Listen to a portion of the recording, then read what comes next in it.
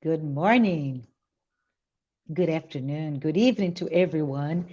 Thank you so very much for being here today. I'm just always happy to be here, eh, talking to you from Nashville, Tennessee, in the US. And it is a beautiful Sunday morning here. Just want to give you a warm embrace to all of you who are here today to continue our book club where we study the book by Joanna de Angelis, Wake Up and Be Happy. With gratitude for you, for me, and for all the spirits of light who are here inspiring us through this journey of 30 chapters.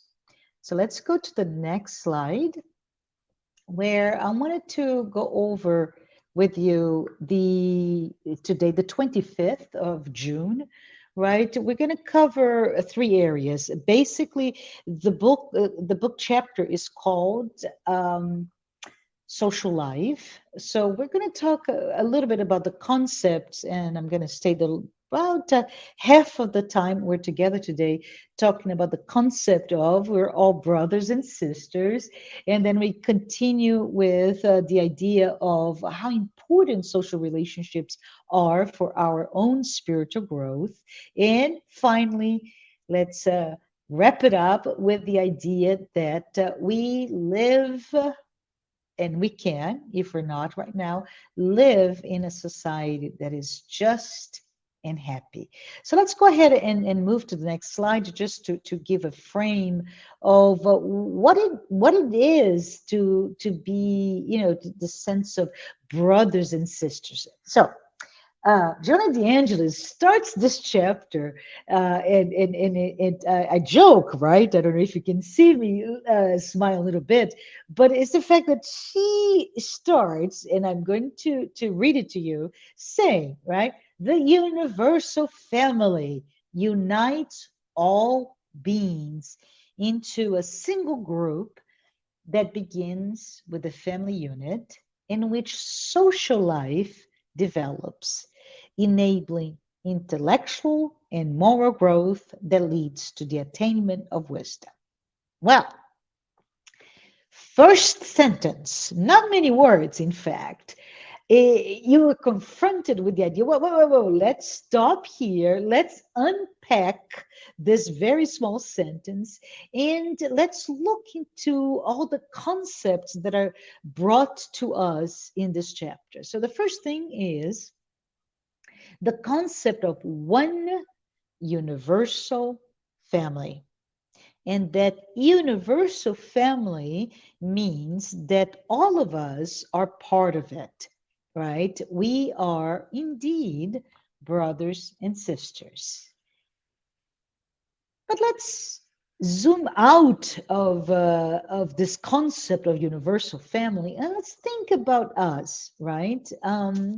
What is our concept, our own individual concept of social life? And we can think about it. What do I understand? How do I comprehend, determine social life? And in a world of prevailing social media, right, we can, enough, do several parallels with that potential distorted view of what is social life. And we have the sense of a universal a social life, a social family, but then we also have what we, depending on your own culture, your own background, right? The sense of your family, right? Your um a cell that is a component of that universal family is a very small. For many, it may be you, a husband and a child. It may be you and a father and a mother. It can be all the variations of what the cellular unit is, right? A very small. And we learn that in this context specifically, even at a small, very, very small unit, it is there inserted in that with all of its complexities. We learn that it is what when we're inserted in that is where we are framed, right? We understand from a structural perspective that that will help us, you and me, to intellectually and emotionally grow from those very, very early exchange. Um, I could talk to you about a great afternoon that I had yesterday, in which I met this mother and father and a little baby and their dogs, and it was just as chaotic as you can see to me, looking as an observer. But as we come closer to that, you can see, my goodness, both young mother, both young father, and all of those family members, to include their dogs, were learning as they're interacting. They're shifting the center of attention, perhaps. They're shifting their own emotional needs to now the needs of a young component of that family, and that is such a great laboratory. But anyways, let's think in terms of what does uh, the spirit of truth through spiritism and the gospel according to spiritism tell us about this question of what is a family on earth, a material family, as well as a little bit about the spiritual family. Well, chapter 4 of the Gospel according to Spiritism, in specifically items 18 and 19, right? They remind us that those family ties, right? In think about the young mother, father, dog one, dog two, dog three, and the little baby. This is just the beginning of their journey. The baby, I think, was like not even a year old, maybe 8 or 9 months of age, and they're developing. There's a laboratory of emotions and all of this, and the bonds that are created through love and through all of it will solidify that family unit. But the gospel tells us that upon death, right, the death of the material body, upon death, those family ties are not extinguished. And I love to hear that. Incarnation after incarnation, life after life, we come back to be together, right? And we find it in the text of the chapter 4, item 18 specifically, that as we go through many iterations of those relationships, those ties become stronger, closer, and we are able to love more and more of those that are part of these families. Food for thought, right? For us, especially those of us who may at this moment be undergoing any type of familial conflict, whatever the reason. Let's think about it. I may have met this person that I'm going through such conflict today, and there is a component, and the directionality for that relationship is to become closer and closer. So the gospel according to spiritism continues in the next item, right, in terms of the this notion that spirits, you and me, right, immortal spirits will form families with ties that go stronger, but also they form groups of families that are bound together by their sense of affection. And that to me gives me such a strong sense of comfort, such a sense of well being. oh my, we're now not only coming together from an affinity in love and ties that come closer individually, but within those types of families, we group together. And they also talk, same item 19, they also talk about, well, Marcia, right? What happens when we're in a family, yes, we there's a sense of harmony, easy to express love, but every once in a while there's that so-called black sheep, right? The one that doesn't quite fit in. And in that item it also tells us that, and I'm going to just read it to you because it's easier to read, that God, in all its love and justice and intelligence, God allows, God permits that in certain families, the spirits who are, and they call uncongenial, right? So there's the closeness is no longer so easy. They feel like strangers, even though they're inside of your family unit.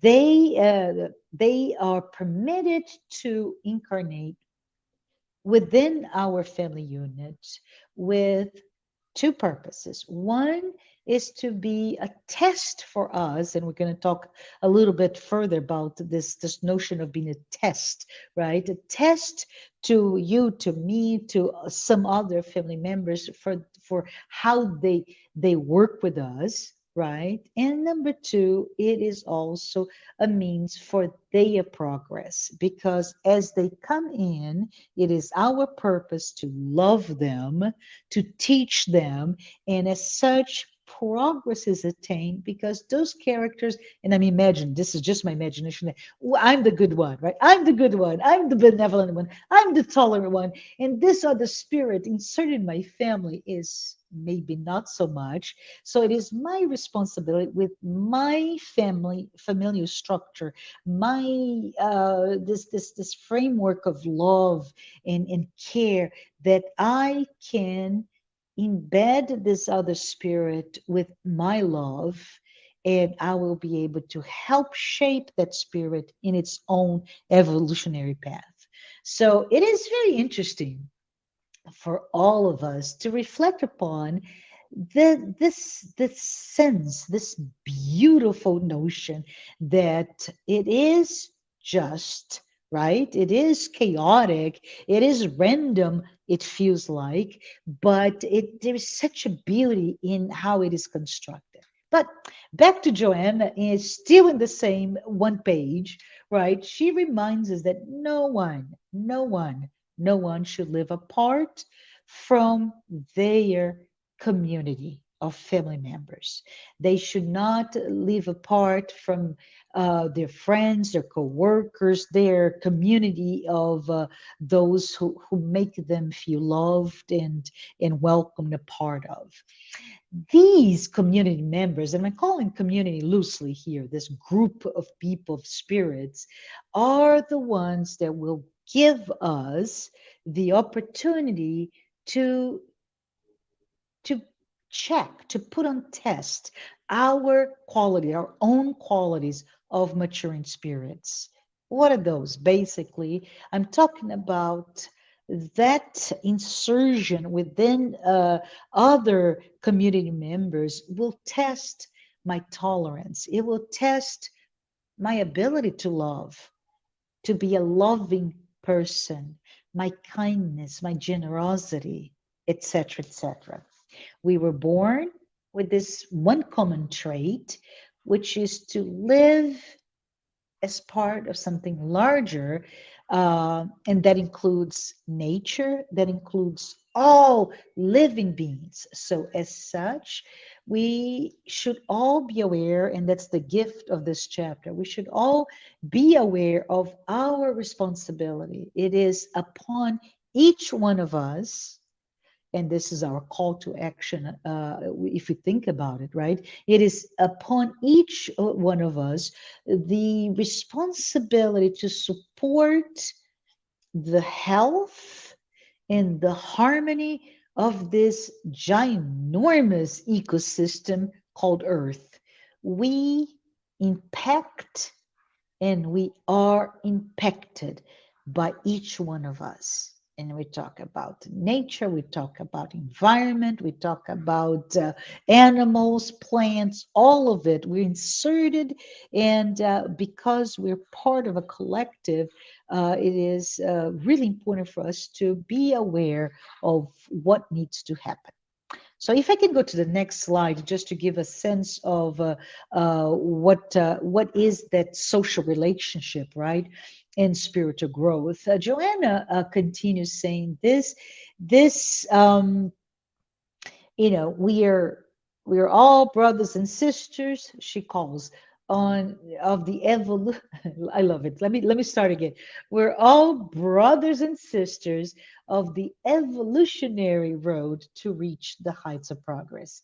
And I'm going to write it down and put it somewhere that I can read every day, because this is such a beautiful one phrase, right? We're all brothers and sisters of the evolutionary road to reach the heights of progress. This evolutionary road that she talks about, that we're part of, it's really focusing on one destination, right? Progress, and that destination is just simply means let us allow progress to happen to us. And again, if we break down that one beautiful sentence, what Joanna is telling us is that progress also means a road, right? The process, the path to reach progress is a process that is embedded in it with challenges, right? And as we are challenged in that path toward progress, in the path actually that we allow progress to happen as we reach happiness, that path is actually one that, regardless of its challenges, we will be automatically, resulting of our efforts, we will attain achievements through those efforts, right? So this is really important to think. We will, as we achieve, as we progress, there's a sense of also, and it's important for us to talk about it. As we progress, as we reach a higher, mature self, we leave our less mature self, simple to understand, right? So we'll leave behind what our former person, the former sense of humanity that we had.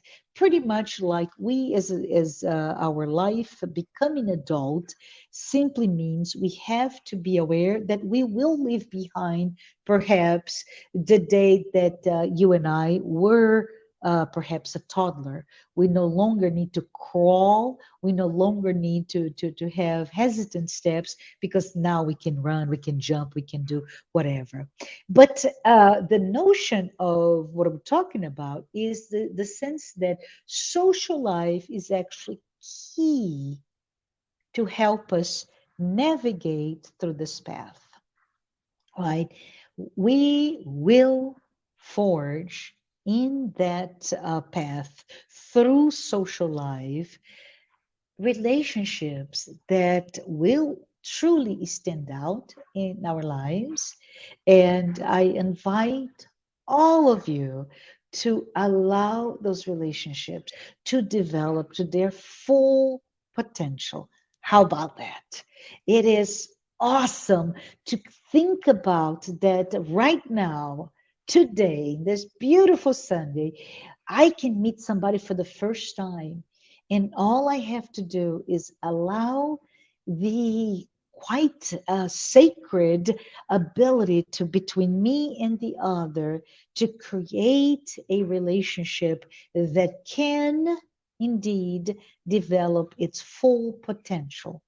And when we embrace what I'm going to call the mysteries, right? The mysteries found in all the possibilities to develop what you and I can become in our full potentiality. And I'm talking about being brothers and sisters, right? To be as close as we can get to reach happiness together. But what if we don't? What if we are afraid? What if we prefer to isolate ourselves, to live indeed alone? And I'm talking about that we can be together alone, right? But I can decide to be physically alone, and that's quite easy after 2.5 years of pandemic, right, where we're forced to sometimes live alone, work from home. If you are a student, go to school remotely, and the consequences of staying behind, staying physically isolated, it's so much easier now. But I, even if I am in a context that I'm inserted with a group of people face to face, I still can decide to be together alone, right? And if I prefer to put that wall around me, if I prefer not to be together, truly together, because I'm afraid, I'm afraid to be hurt, perhaps. I'm afraid to be disappointed. I'm afraid to change who I am to embrace the other, right? And we need to understand that as we become keenly aware of the dangers of being together, we should also be aware of the dangers of isolation. Because when we isolate ourselves, we may forget the bigger picture, the macro picture, the collective in favor of the individual. We may, without even knowing, only focus life from a self centered point of view. My goals, my principles, my values, my gain, right? Instead of that one to many, many to one craziness that we call life. And social life, Joanna calls out, is so important. Social relationships are so critical for us. And she says even, but I'm going to say now, not just even, but especially when we're dealing with conflicts, especially when we're dealing with different types of aggressions, right? Very direct, blunt aggressions, or what we call microaggressions, that veiled aggressions between you and me. And she says, it does not matter, right? When we are indeed inserted in this chaotic environment of a multiple, just diverse community that we're part of, we will have, it's inherent in the process, we will have to make an effort to resolve the conflicts, to resolve confrontations, to develop our, I call it our emotional muscles, right? What are those? Tolerance. I have to develop understanding to be able to survive in that collectiveness, right? I have to be to believe that in kindness I can thrive in our communal goals and environment. So when we choose to perhaps be in a more controlled, less disrupted existence because of isolation, we will lead a carefully edited view of what life is, right? I can construct, especially as I said before, through social media, I can create this bubble, this rose colored glasses to see everything, and everything looks perfect. There's nothing out of place, and the danger to that is our own alienation. The danger is also losing touch with all the social values that are expressed by God through the divine laws, the moral laws. So let's go to the last slide. We have about 5 minutes, and I just wanted to close here with the concept that we can indeed live in a just and happy society. And we can pause and say, Marcia, what is that ideal society? What is a just society? What is a happy society, right? So when we coexist, we are able to cultivate diversity, right? It's the notion of coexistence. We indeed stimulate our differences.